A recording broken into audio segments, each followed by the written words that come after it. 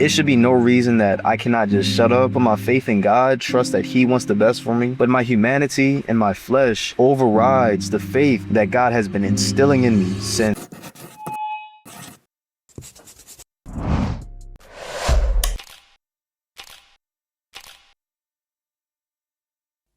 I should have been started doing the Sabbath, but I chose not to. I saw all the comments telling me to rest and to prioritize the Sabbath, but I'm not gonna lie, sometimes I'm very stubborn, very hard-headed, and I did not listen to it. I told myself, bro, I'm a soldier, what do I need to rest for? But there's definitely something holy about it. I think God restores you, He fixes you beyond the physical, and that's what I just wasn't recognizing for some reason. But yeah, I feel great. This whole series, I've been chasing freedom. Freedom is what my goal is. I don't want to be tied down or held back or enslaved by any system in my life. But God showed me that freedom is not an environment. It is an internal reflection and an internal pivot towards something different. Faith is freedom. No matter where you go, no matter what your situation is, no matter what your environment looks like, faith is always going to be freedom, because faith opens up the door for God to do everything in our life. A lot of us want to get blessed, and we're coming to God, we're asking Him, God, what's the next step? What do you want me to do so you can move in my life? And the answer is that all you have to do is give yourself the freedom to be blessed by God. Every single time you tell yourself, yeah, I trust God with this, this, and that, then you start overthinking. You have enslaved yourself to thought. You've enslaved yourself to the negative possibilities. And God can't work in that environment. He can try, but your flesh is too strong. You gotta let that stuff go. And I think that's definitely what I've been missing. Today, I meet the CEO of the company that I'm interning at. And then he's gonna mentor me and teach me all the business stuff. But I had to be up really early so I can exercise and get everything done before that. I went to sleep at like 11:30. And I had to be up like 5, 6-ish. So I said, God, please just wake me up when I gotta be up. But it was very difficult this time to put faith in God to be my alarm, because it was getting serious. Like if I didn't wake up in time, things just would be bad. But last night, God redirected me to Mark 11, where it said, believe it and then receive it. He doesn't say, believe it by overthinking and then you receive it. No, he says, believe it and then receive it. Meaning believe it by letting that stuff go and just trusting that I'm gonna do it. And I got up on time, and I'm so blessed, and I'm happy that we have a God that would do that for me. So yes, it's gonna be a great day. Love y'all. In the morning when I rise, give me Jesus,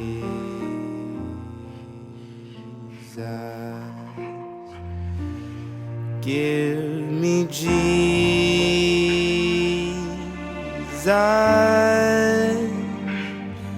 Give me Jesus. You can have all this world. Give me Jesus.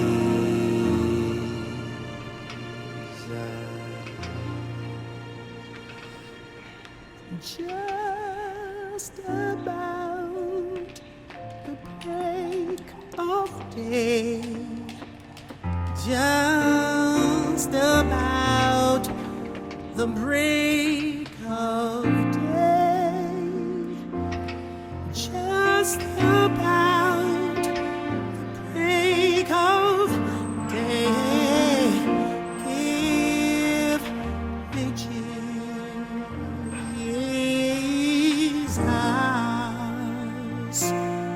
Give me Jesus.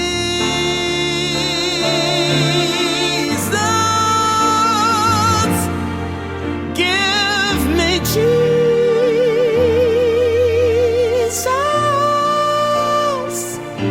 You can have all this world.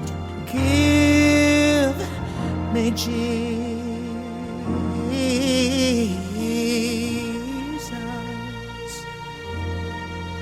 Dark when I come to die. Oh, when I come to die. And when I come to die, give me Jesus.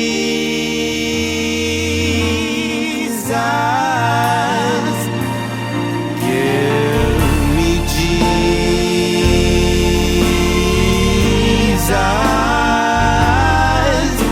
Give me Jesus.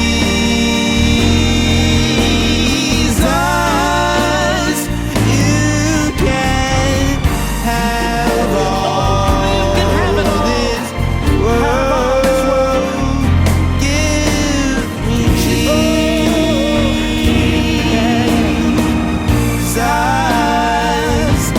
You can have all this world.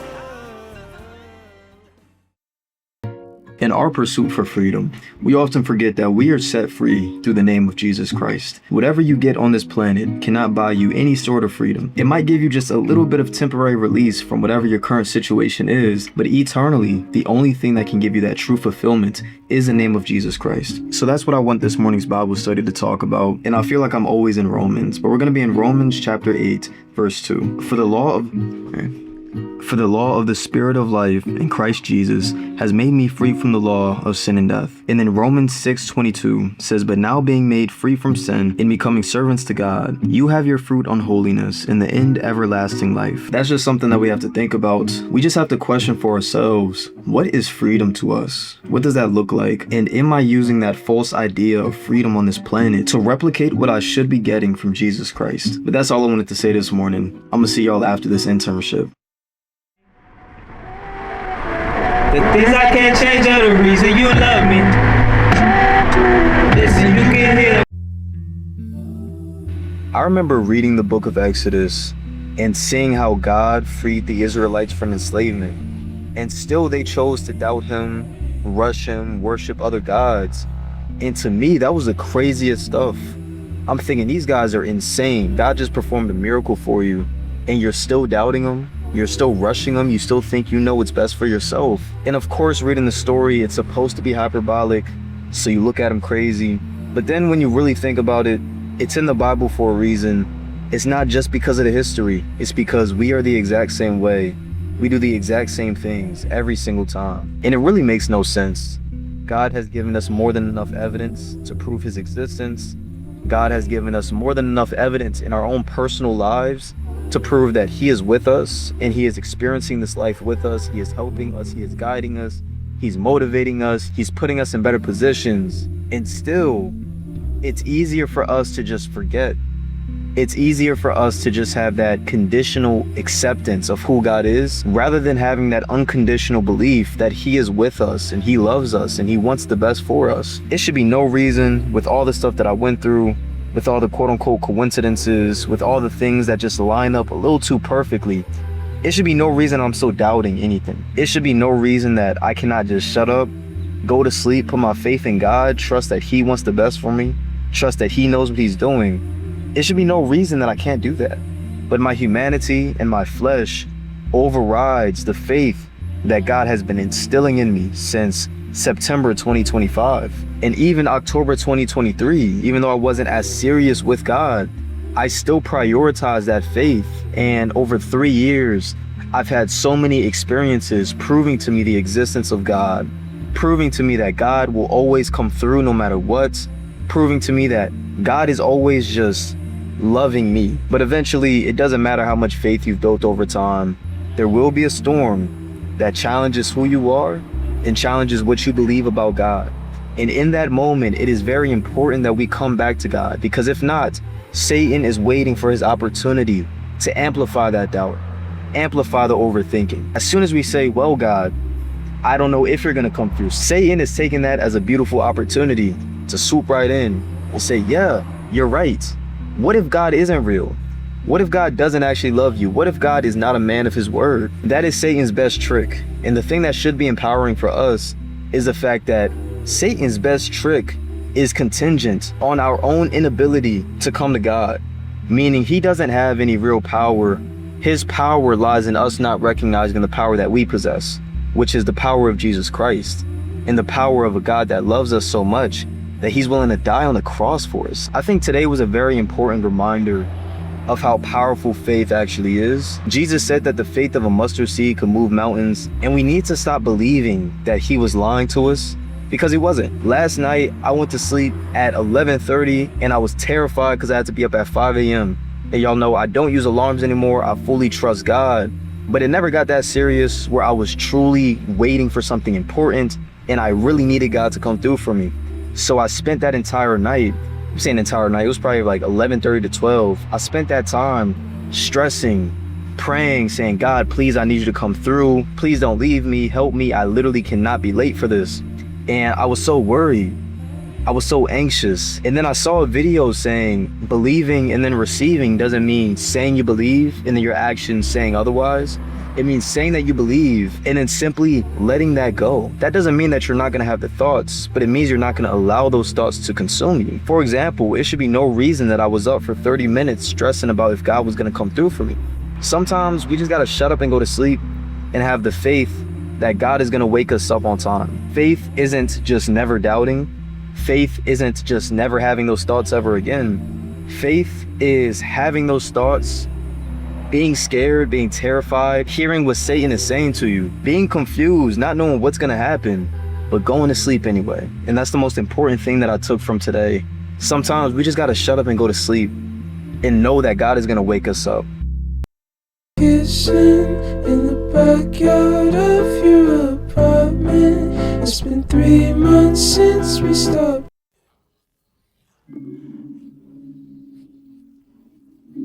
I got back home at about 4-ish and it's 9 p.m. right now. As soon as I touched back home, I just been working. I'm like 3-4 videos behind, so I gotta lock in on that.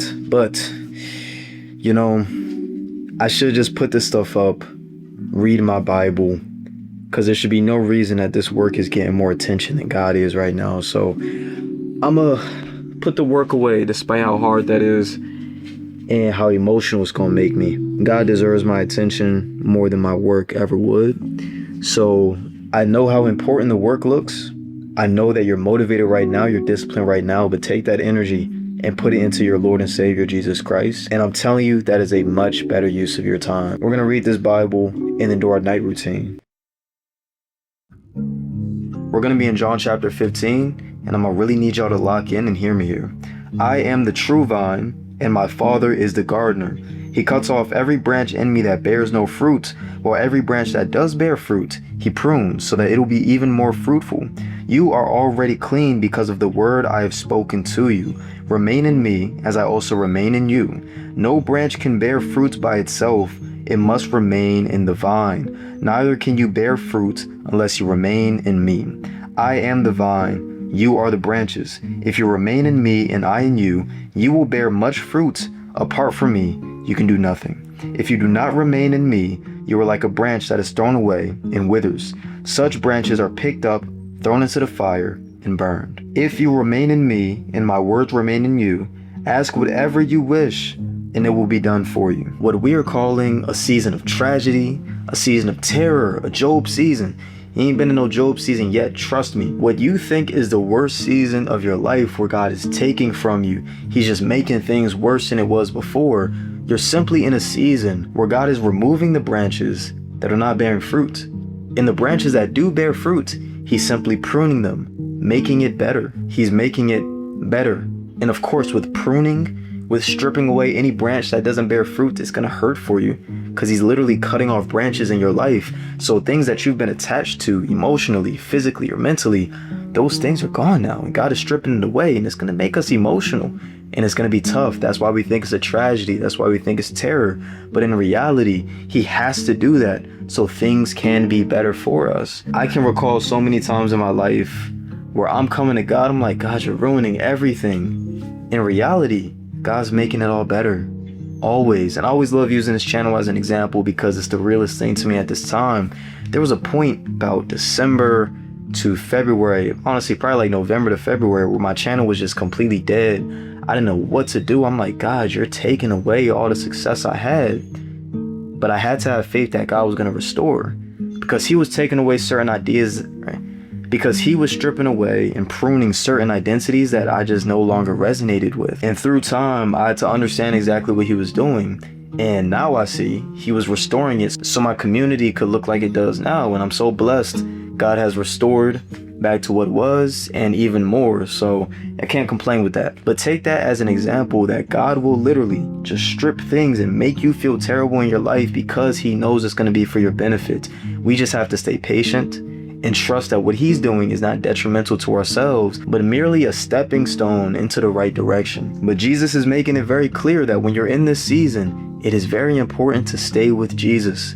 It's very important to listen, to stay in the word, to trust God and put faith in that. Do not go your own way because it's not going to be good for you. Jesus says that if you do not remain in the vine, you are cooked, because no branch can bear fruit by itself. We need God. We need the Spirit. We need Jesus. We need everything. Because if you do not remain in Jesus, not only will you not bear fruit, but he says you will be like a branch that is thrown away and withers, and those branches will be picked up and thrown into the fire and burned. But Jesus right after says, if you remain in me and my words remain in you, ask whatever you wish and it will be done for you. Man, so just like we've been saying this entire series, put faith in God, trust in God, and then dream as big as you possibly can, because Jesus Christ loves you so much and he wants to see you happy and joyous.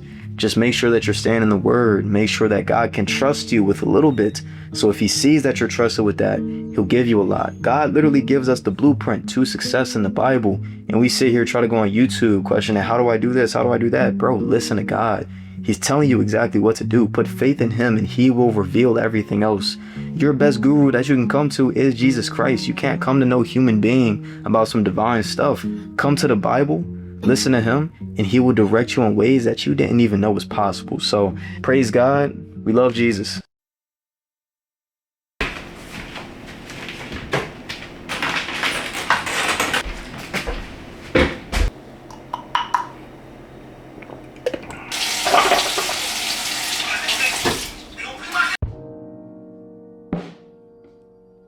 Today was a good day. Praise God. So let's get into prayer. Today's prayer request is going to be on Discord, coming from Gio, Alberta, saying, pray for me, guys. I'm in a stronghold trying to get out.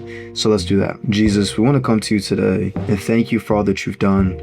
Thank you for the strength that you've given us. Thank you for the opportunities that you've given us. I want to come to you and just pray for more strength, more mental, physical, and spiritual endurance. Allow us to break free of these strongholds that we found ourselves in. We pray that you continue to give us the strength so we can rely on you. We pray that you continue to give us the strength so we can show ourselves grace and mercy, the same way that you've shown us grace, mercy, and compassion, Father. And it's in Jesus' name that we pray.